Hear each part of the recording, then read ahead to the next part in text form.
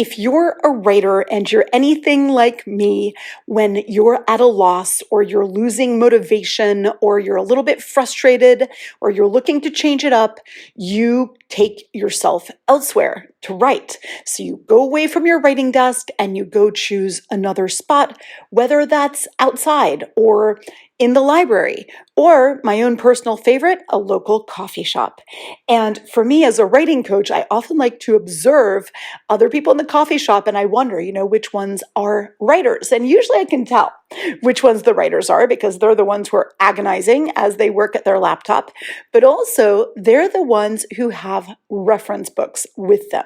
Oftentimes, writers that I'll see out in the wild will have a reference book about writing, and they'll sometimes have another novel or something that's inspiring them or they're using as a break from their writing when they want to give themselves a little reward. So I play this little game with myself where I like to see which kind of reference books they're reading because who knows, there might be one that I haven't heard of. And oftentimes these people are reading Save the Cat, writes a novel, which highly recommend. This is something that if you're stuck and you're missing some of your crucial plot points and beats, as they call them in this book, you're definitely going to be helped by Save the Cat. And I have a whole podcast episode about Save the Cat. But this week, I was pleased to see one of those classics that I hadn't revisited in a while. That was with a young woman who was working on a book in a coffee shop that I happened to be hanging out in. And that book caught my eye because it had this nice red cover. And the title of this book is Writing with Emotion, Tension, and Conflict: Techniques for Crafting an Expressive and Compelling Novel. And this book is by Cheryl St. John. And I think this book is really, really crucial because as a writer, you sometimes feel like there's something missing in your book. And there are lots of reasons for this, right? There are tons of possibilities and there are tons of things you can do to revive a book that is pooping out or falling flat. One of the things you can do is take a break or write someplace different. Getting a fresh perspective can be really important. Another important thing is getting feedback, right? Sharing your work with beta readers, critique partners, or a writing group. And these people can give you valuable feedback, but often they're just going to say, yeah, you're right, it is falling flat. And here's the funny thing about beta readers. This is compared to editors. Beta readers often can tell you what's not working, but they have a hard time explaining how to fix it. And, your beta readers are just readers. If you're asking about how to fix things, you should be working with a writing coach or an editor. But definitely, you can know if your beta reader says your book's falling flat, it is. There's something missing. You can try to develop your characters, right? You want them to have clear motivations, strong goals, and you might want to try to add some more backstory or some more depth to their personality. That's really crucial. Or you can try to experiment with different techniques, different points of view, switch up the structure, see if it adds some more energy into that, right? Maybe the tone can be improved. And of course, a lot of this really involves rewrites, right? Rewriting sections of your novel, those that are falling flat. Maybe your pacing's not working too well. But oftentimes, I feel that when your novel is falling flat, one of the big mistakes that writers will try to make is they're like, oh my God, I need to kind of shake it up. I need to make it more interesting. I'm going to add more plot points. No. When I tell you that I bet you anything you don't have too many plot points, believe me when I say that. Take a critical look. I don't think you need more plot. I think you need stronger plot and stronger emotion. And that comes by adding in the conflict and the tension. And that kind of leads to this emotional depth. Those are the things that are going to make your novel more complex, more interesting, more relatable, more readable. So that's why in today's episode of the How to Be an Author podcast, I thought we should talk about these critical flavors in your novel, which are the conflict, the tension, and the emotion. These are the ingredients that make all the difference. And it's not easy to know how to do it, why to do it. And there's so many mistakes that lots of writers make as they're adding these elements. And I'm going to help you in this episode to avoid all those pitfalls so that you can get a novel that readers will want to dive into. So let's get started. I'm really looking forward to discussing this with you today on the How to Be an Author podcast. If you're a writer dreaming of becoming a successful author, join me, writing coach Karena Akhavein, on the How to Be an Author podcast, your weekly source for writing information, inspiration, and motivation.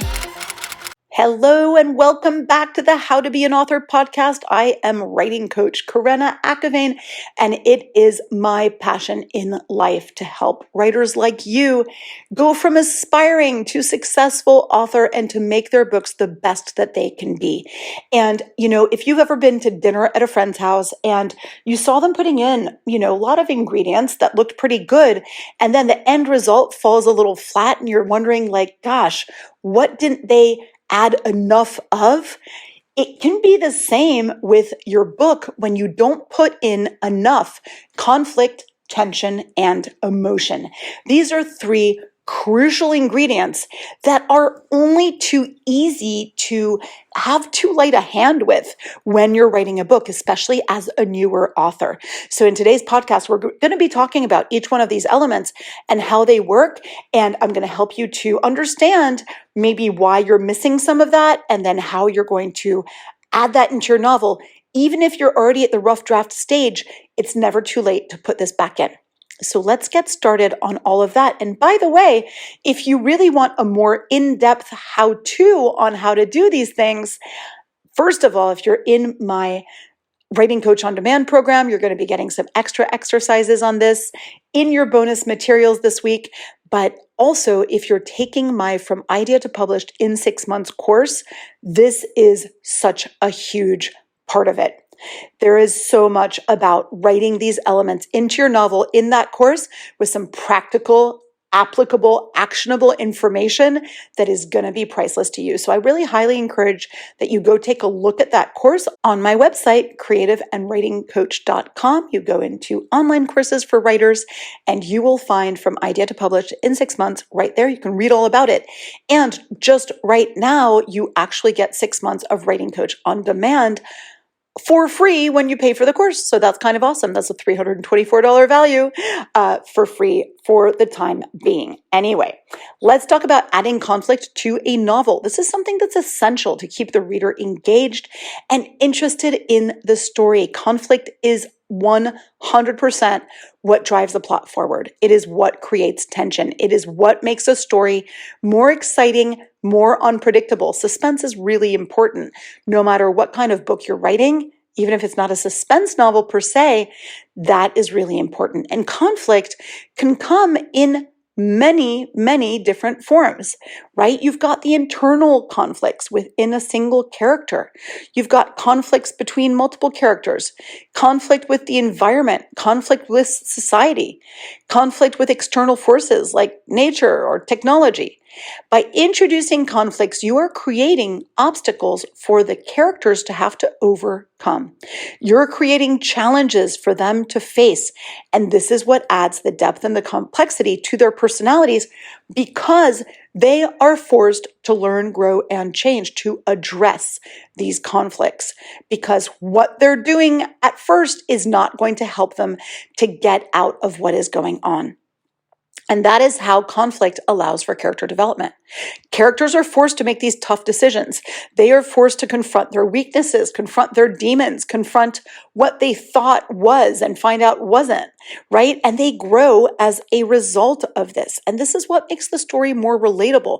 It's what makes the story more dynamic. It's what helps readers connect with characters on a deeper level. Because if you have a character who's too static and who remains the same the whole time, well, you're not really going to have the reader connecting because they're going to feel that there's something that doesn't ring true with your character. So that's really important. Also, an important thing about conflict is that it can help to maintain the pacing of your story because it keeps the stakes high, right? Stakes are important. There needs to be high emotional stakes, and that conflict is what maintains all of that so that your story doesn't become dull or stagnant. So many writers talk about the mushy middle of their story because they kind of know how to write a good beginning. They know how to write a good ending. They know how to write a good climax. But in the middle, that story is becoming dull or stagnant because there's not enough conflict so that the story stays fresh and exciting, which is what's going to keep your reader hooked. So how do you add conflict to a novel. There are quite a few different techniques that you can use. The first one is, this starts right when we're launching the inciting incident. This is when you're kind of showing what the goals and desires of your protagonist are. Because a character with a clear goal or desire that they really, really want, or even better, an obsession, that already creates natural conflict as they face the challenges and the obstacles along the way. And when we have an inciting incident, this is what's going to basically force them to go towards that goal. Because think about it, how many of us have a really important goal to us, but how many of us really do it? How many of us really go towards it until we're forced to? And it's funny because in a previous episode of the podcast, I was talking about one of those magic ingredients for writing success, and one of them was desperation. You want the inciting incident to create desperation in your character because they see their obsession and then they see the conflicts that are keeping them away from that. That creates that desperation that makes us believe that the character is going to do whatever it takes. Another way you can create conflict is, of course, to introduce an antagonist. The antagonist can be a person, could be a force, or it can be kind of a series of obstacles, or, anything really that opposes the protagonist and, creates this thing that is just blocking them from getting what they want, right? That's essentially what conflict is. So a really good antagonist is going to be well matched to your protagonist. It's going to be lined up so that, their particular strengths and weaknesses are reflected in this. I often say that the antagonist has to hold up a mirror to the protagonist because they're basically foiling them at every level of the game. And that's really important because that creates kind of this deep conflict that's very difficult to resolve, which again creates that suspense. Internal conflict is a great thing to use. This is so realistic because how many times have you just been crystal clear about what you wanted to do with zero, debate within yourself, zero contradiction, zero emotions about it? That almost never happens, right? So using internal conflict is great. Show your character being torn between two opposing desires. Show your character being hesitant to go between two different beliefs that they might have. Have them having these emotions that swing back and forth. This creates a really great tension and depth to your character. Another thing that's really good to do is to create a ticking clock. Like, I'm going to talk about this ticking clock idea later on when we talk about the tension, because if you have these conflicts, but you have all the time in the world to overcome them, that's not really going to create the tension we're looking for. However, if we got a time constraint or a deadline with really high stakes, that is what's adding the urgency, and that's what's really creating probably even more conflict as your characters start freaking out and lose the ability to have a clear head and do things as they might want to do them in a normal way, in normal circumstances. Another great thing is a moral dilemma. The more difficult your decision that your character has to come to, the more that decision or that goal or that path has no clear right or wrong answer or no clear path forward, that's going to be really, really cool because that moral dilemma creates so much conflict within a character, right? Your character can end up absolutely frozen until the next thing happens that forces them to move forward, right? So you're seeing how you have to have a really good balance between the difficulty and the need to move forward. Then creating interpersonal conflict, also awesome, right? Conflict can arise between characters with conflicting personalities, values, or goals. This definitely creates that tension and adds complexity to the relationships because it's not enough to have complex characters. They need to have a complex relationship. Their relationship's always growing and changing. Their relationship isn't one note, and that's really crucial too. Finally, I really like using setting to create conflict. Definitely, I always want to have something about the environment or the setting of a story that definitely creates conflict. So, if your story is happening in a place that's just beautiful and everything's wonderful and there's no problem, you're going to have a harder time creating conflict and creating that tension. So at the very least, there needs to be the threat of something dangerous happening, right? So there's a wilderness that could turn hostile. Like think about, maybe the wild animals are going to attack, or maybe it's a city that's dangerous and everyone has to lock their doors because there's a lot of crime, or maybe you're on a tropical island and there's a storm approaching. All of these things can definitely create conflict, and they can escalate the tensions in your story as people start to freak out that this setting problem is going to thwart their efforts to reach their goals. Very, very important. So let's talk about some of the common mistakes that writers make when writing conflict into their novels, because definitely I think that there is, it's too easy to be like, great, I put conflict in my novel. I definitely have conflict. But oftentimes writers don't make that conflict significant enough. And too many times people are trying to write things realistically. And so they try to downplay the conflict. And also sometimes they want their characters to be likable. They want the book to be pleasant to read. So they have conflicts that are too weak. They're not significant and meaningful enough to the characters. Minor conflicts or disagreements do not have that strong an impact on the characters. And so that means that the plot becomes a little bit boring and not engaging. So it's really important to think, is my conflict significant enough? Does it make a difference? Does it create conditions that are going to make my character's life difficult? Another problem is creating conflict that's too predictable, right? So this is a place where oftentimes writers will create really cliched or overused plot devices, and it's really dangerous when you do this because, you think that there's a certain limited number of conflicts, people, fighting over a guy, or, there's, dragons. I mean, people love dragons. Maybe that's not too predictable, but you have to be really careful that the conflicts aren't super overused. I think that one exception, though, is, for example, in romance, you've got these kind of tropes that are kind of cliched plot devices, right? But in that genre, people kind of expect the tropes and they kind of love them. So the best thing I can say is to, yes, use that trope, but then come at it in a way that's a little bit more fresh and unexpected. You can subvert the trope a little bit. That's more fun. Another problem that people do is that they don't remind us of the conflict enough, and they make the conflict end too quickly. It's too quickly resolved.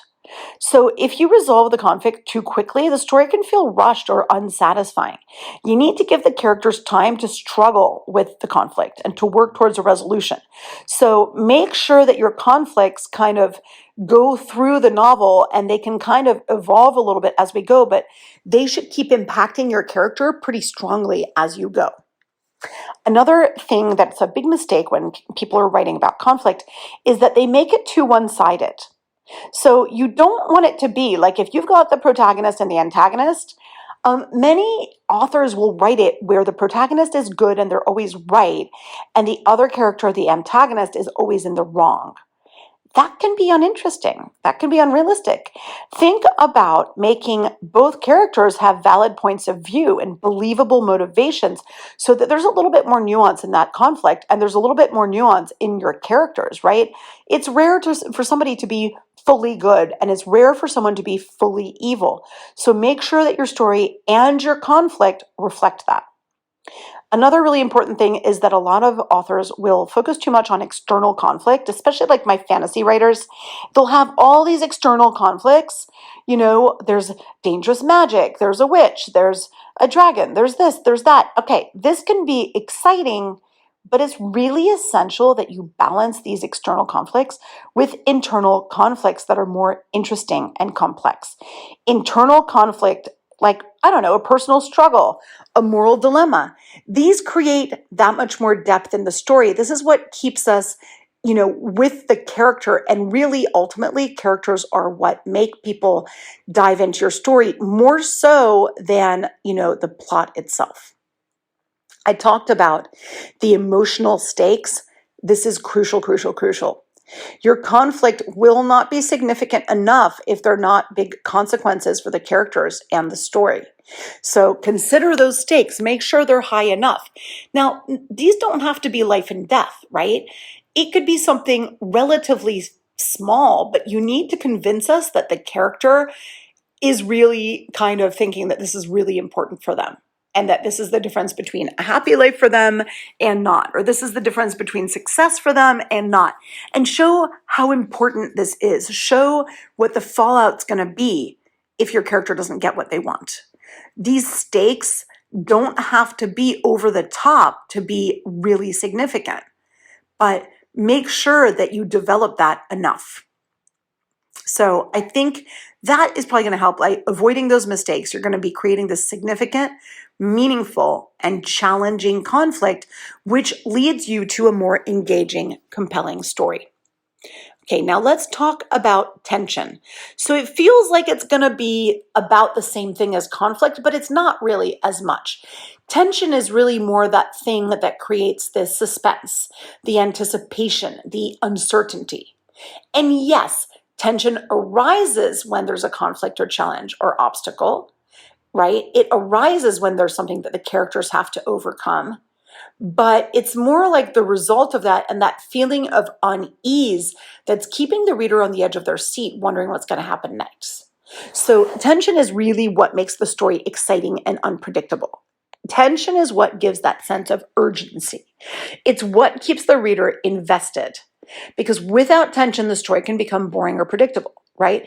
And yes, there's a lot of, kind of interplay between these two things, but definitely the tension is the result of being faced with an obstacle and with a conflict.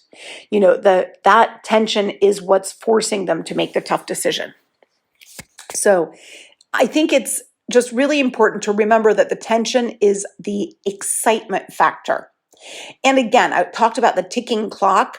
For sure, that tension, when you have the deadline or the urgency or the time constraint, that is, kind of upping the tension from the conflict.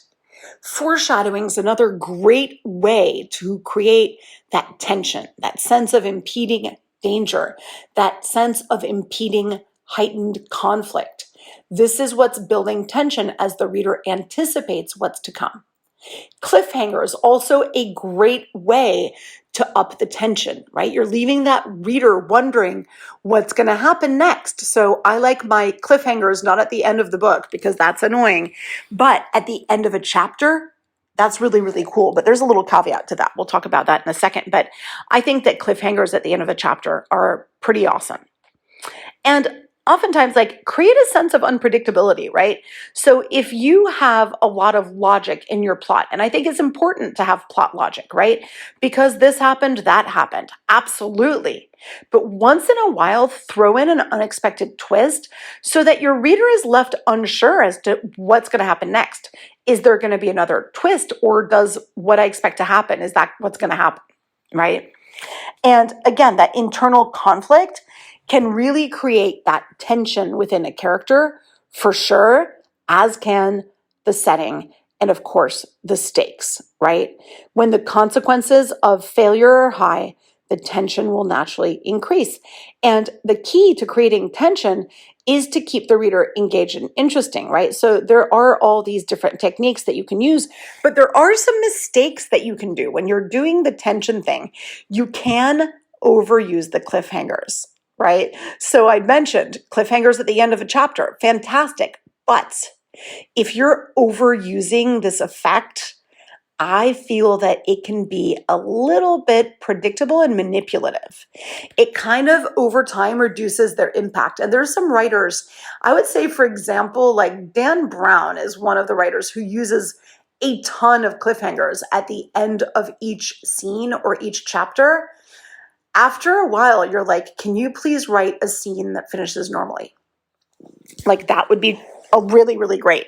Because if not, you feel like the scene's not over. I like writing my scenes so that they feel pretty much complete as a complete story arc. So you don't want to be predictable by telling your readers that, oh, you're going to have a cliffhanger every chapter or every other chapter. That's too much. And I think that's really a key, is that if the tension in the story is too predictable, your reader's going to get totally bored or disengaged, right? So things need to be fresh, unexpected, and challenging. And don't rush anything. Just like the conflict thing, don't rush it, because tension has to build gradually. And it's something that builds and builds and builds. That's what makes it so satisfying when finally things unravel. It's pretty cool. And also, tension doesn't really happen if we don't have a context. We need to know your character well enough and care about them enough and to have the backstory enough to help the reader understand what the stakes are, what the motivations are, and who your character really, really is. And again, tension shouldn't be too one-dimensional. You don't want it based all on external conflict, and you don't want it all, on internal conflict. You want to make sure that there's kind of a variation and complexity to that. And of course, don't be too heavy-handed, right? You want a natural, organic buildup of the tension. Let the reader experience the tension and the emotion without having it shoved down their throat. I think that these are great ways to make sure that your reader stays engaged and not annoyed with you. Now, the last element I'm going to talk about, and we've been leading up to this, right? Conflict and tension kind of lead to a lot of emotion, obviously. But so many writers, and especially newer authors, they have a really hard time with the emotion in their writing.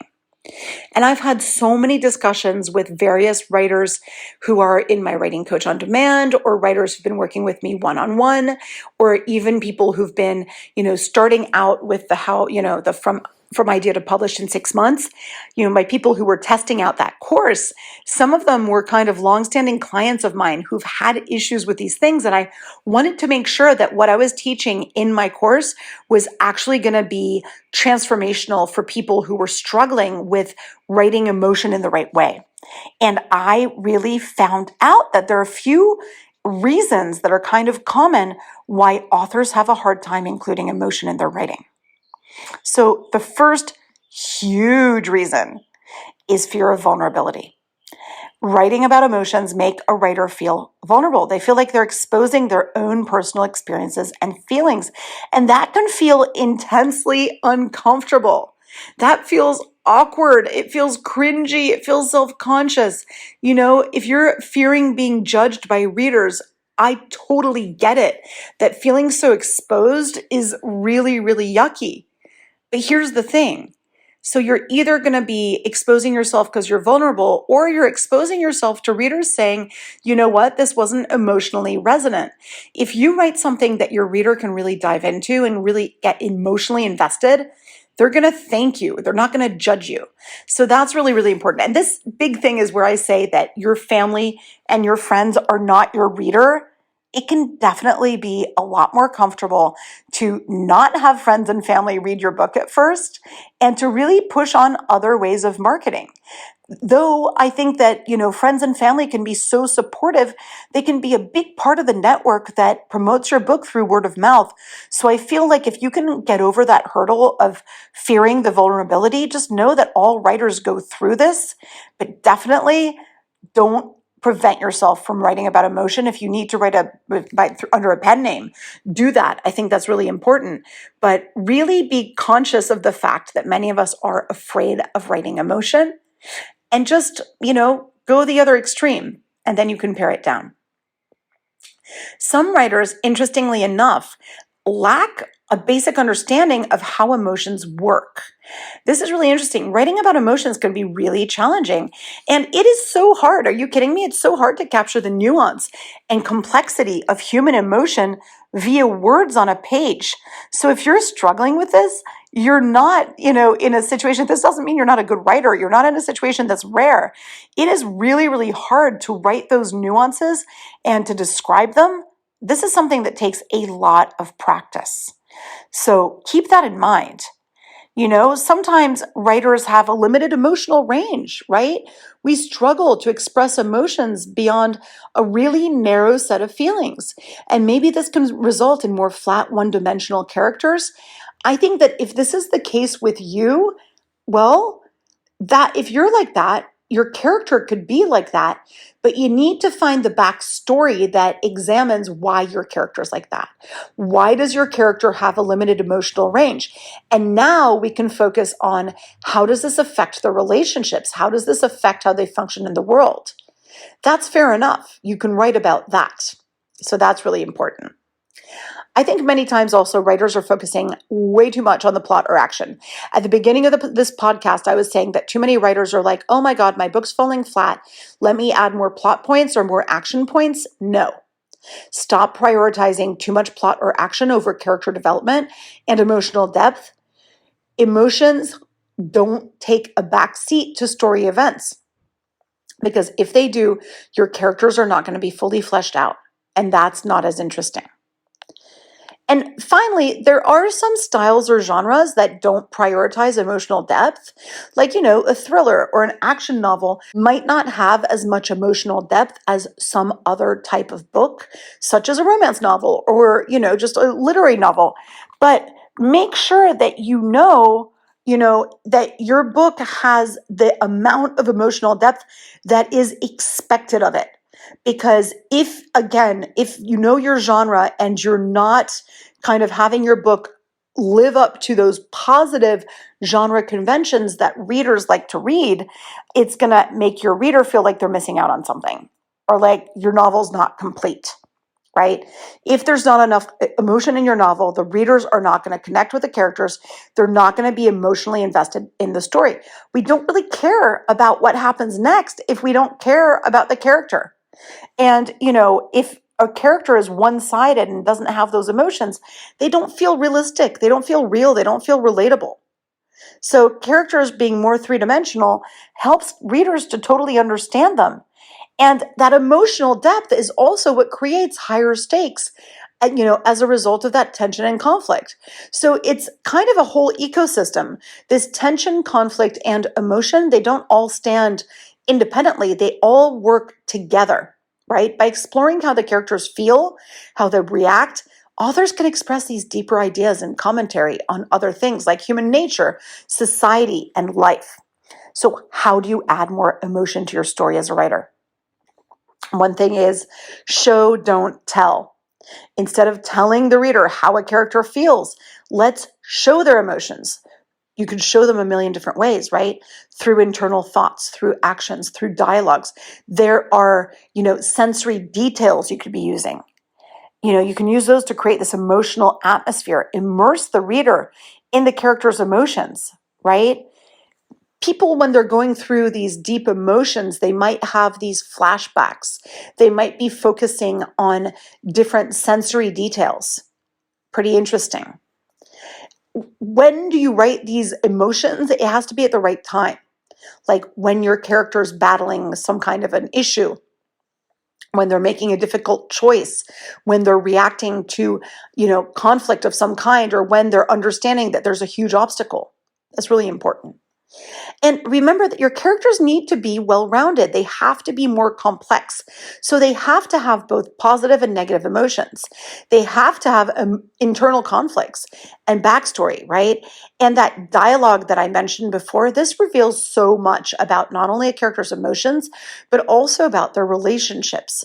Really, really important. When characters are interacting with each other, they are revealing their true feelings and intentions, or they're hiding them. That's really important.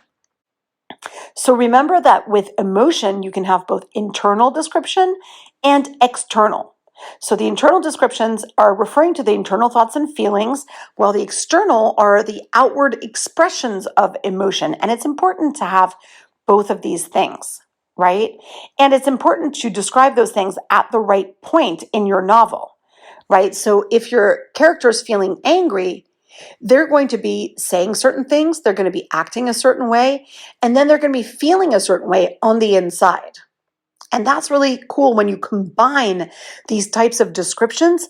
This creates a more complex and well-rounded character. Kind of love this. So what are some of the emotions that you can write about in your book, and how do you make them more interesting and nuanced? Of course, you've got love. Love can be expressed in so many ways, right? From passion to tenderness to sacrifice. You can be exploring different kinds of love, such as romantic love, family love, platonic love. Show all of these things, how they can be complicated, messy, contradictory. That's really, really cool. There's fear. Fear can manifest in so many different ways, right? It can be anxiety. It can be terror. There can be fight or flight, right? To make it more nuanced, show how irrational it can be. Or maybe it is grounded in reality. And How are characters reacting to fear differently? Different people deal with fear different ways depending on their personalities and their experiences. Another great emotion is anger, right? But is it frustration? Is it just bitterness? Is it simmering? Is it rage? Explore the reasons behind the anger. Show how it's justified, but show how it can be destructive and destroy everything that your character wanted for themselves. You also have grief. Grief is so nuanced because different people express grief in different ways, right? Some people will be crying all the time. Other people will just be numb, right? And grief is a process. Grief has different stages. Different characters are going to cope with those stages and enter those stages at different times and in different ways. Next, we have joy, right? But is it kind of a quiet contentment? Or is it this kind of hyperactive excitement? Or is it just kind of this sunny type of happiness? You can explore all the nuances of joy and see, is this a long-lasting kind of joy or is it fleeting? How is it influenced by different factors, right? Different people can allow themselves to feel joy in different ways, depending on their culture, depending on their age, depending on, where they are in life, or even where they are at this very moment in your story. So make sure that when you're talking about emotion, you have these techniques that you can use to make them less, one note. You can have contradiction, you can have context, and you can be super subtle. Use those subtle clues such as body language, facial expressions, instead of relying on these overt things. And then, of course, complexity, right? How are emotions messy? That's really important. I think that this whole idea of write what you know is really crucial in terms of emotion because it means that as a writer, you can draw on your own emotional experiences and insights to create these authentic and relatable episodes in your story. And so you don't have to have lived through exactly the same thing as your characters, but you can definitely reflect on your own emotional experiences and think about times when you felt in a way that's similar to what you think your character would be feeling in such a situation, right? So what's the last time you experienced a strong emotion, such as anger or grief or love? Reflect on what you felt and why and how you expressed those emotions, how you felt those emotions and how you coped with those emotions, and what kind of a change did that bring about in you? Think also about emotional triggers. This is really important because this is a great thing you can do with pacing, where emotional triggers can be a perfect thing to bring about a flashback that gives us some backstory. That's really cool. Also, observe others, pay attention to how people around you express and cope with emotions in different ways. This is going to give us these really interesting characters that all seem really, really different. You definitely want to avoid relying on stereotype or cliche. Instead, you're drawing on your own experiences and observations. This makes it so much more unique and authentic. And you might think that you're so different from other people, but human nature essentially is the same. And so if you're writing somebody who is acting in a way that feels truthful and that feels believable, even if it's vastly different from how your reader would react, it's still going to ring true, especially if you show, don't tell. If you're using these sensory details and you're showing how your character's acting and what they're saying, that's going to be really, really brilliant in order to have that emotion coming out. But how do we actually incorporate more, because I said you need more, a conflict, tension, and emotion in your novel without hurting the pacing? It can be a really delicate balance. And I think that pacing is really, really crucial. First of all, the good news is that by keeping, the tension high, you can definitely keep the story moving along. However, some readers will say that they wish they had a little respite. They wish they had a little breath to take, a little rest. So not all scenes need to have the same level of conflict, tension, or emotion.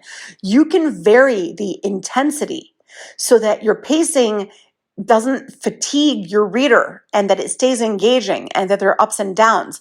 I think that's major. You can't be going at a sprint all the time. So use pacing techniques such as shorter or longer sentences, paragraphs, and chapters to help the pace, right? Increase the pace during scenes with high level of conflict or tension, and then use more descriptive passages and slow the pace down during the quieter moments. Make sure that you're using good scene transitions to break up intense or emotional scenes with quieter transitional scenes. This really gives that rhythm to your storytelling. It gives the reader a chance to catch their breath, to process what they've just read, and to look forward to the next intense scene. And make sure that you're always balancing the internal and external conflict, as I said. This definitely adds depth and nuance, and it helps to prevent the story from becoming too one-dimensional, and it adds the emotional complexity, and it gives you the opportunities for more descriptive passages within the tense passages. Make sure that you're using character arcs too, because you want to make sure that all of these elements of the conflict, tension, and emotion aren't feeling forced or contrived. You want them to lead to a natural character arc and character development for your character. So whatever you're putting in, it has to result in your character being different at the end of the story and different in a way that rings true and is satisfying. So I think I gave you a lot of things to think about, and I know that you're feeling like I loaded a bunch of things into a single podcast episode, but truly, if you decide to go with my masterclass from idea to published in 6 months, you're really going to have everything you need to figure out how to do this in the best way possible. And again, if you want to be a member of Writing Coach On Demand, you're going to be getting deep dives into this sort of question of how to up the tension, up the emotion, up the conflict and the stakes.